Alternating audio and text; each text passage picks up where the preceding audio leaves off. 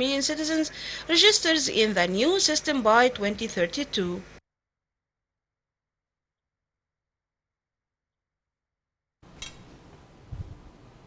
Welcome back, ladies and gentlemen, and we're now delighted to be joined over the telephone by Professor Dr. Gamila Nasra, Head of the Cardiology Department, Faculty of Medicine, Suez Canal University. Dr. Gamila, thank you so much for joining us. It's my pleasure. Thank you so much. Right, Doctor, let's talk a bit about the facilities that were inaugurated today as part of the Universal Health Insurance System. Let's talk a bit about the system and what it means and what it provides to Egyptians. Well, actually, it's just an amazing. And speaking at the inaugural event in Ismailia, the Minister of Health maybe said that it's really a real new universal health insurance system, which targets 100% of the citizens. And this is an amazing, and actually it will substitute the old system that currently covers only 58% of the Egyptians. So this is really very amazing. Of course, the country has introduced a series of proactive measures to improve the health conditions of the Egyptians ahead of enrollment in the scheme, including the 100 million healthy lives initiatives, as you know, for treating hepatitis C patients, the early detection, eliminating surgeries for that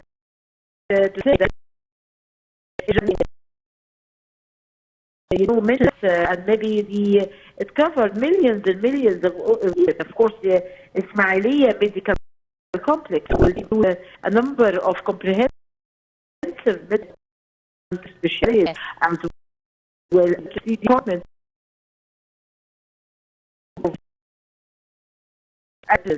today, and it's just today in part of the country's ongoing plan to enact a new comprehensive health insurance system, which will be nation. Doctor, let's talk a bit about the President's directives, where he spoke about that they will complete the system within 10 years, not 15, and it will citizens. What are the new services that will be provided this health insurance? Actually, it's just an amazing step. I say we are very delighted today to hear the speech of the President Abdel Fattah al-Sisi, because he said that he paid tribute to workers in the health sector, workers who were martyrs in the job, and also in those who are still persevering, still sacrificing in their mission to protect Egyptians against the pandemic. And we know that the health insurances were just scheduled before to be finished within. The scheme will be for 3 years. Actually, you know, has years, which is amazing. So this means that 100% of the Egyptians will be covered within 10 years all over the country. So this is amazing, and actually have a new a number of medical units. So this is very good, and we have different specialities, different very rare specialities, and as you can see that actually this will cover all 100%, as you have said, of the citizens. Yes, absolutely. Doctor, one final question, if I may. During the inauguration, we saw President Abdel Fattah al-Sisi speaking about the other initiatives that really paved the way for the way that the government managed to deal with the COVID pandemic when it struck. For example, he pointed out other health initiatives related to non-communicable diseases, the virus C, elimination, 100 million healthy lives, etc. All these initiatives really prepared COVID-19 pandemic successfully to a large degree. Would you agree? Actually, I'll tell you a very important point that, for example, the initiative of eliminating wasting left, which cost the country around 6 billion Egyptian pounds. Yes. Actually, this was saved by these initiatives. It's just nearly 60% of which was shouldered by the health ministry. So this is saving billions and billions of the cost to the Egypt. Up to 70 million Egyptian citizens over the age of 18 years have been screened as a part of the initiatives of eliminating early detection of non-communicable diseases. Again, also Egypt has saved around 64 billion Egyptian pounds annually by implementing the hepatitis C initiative.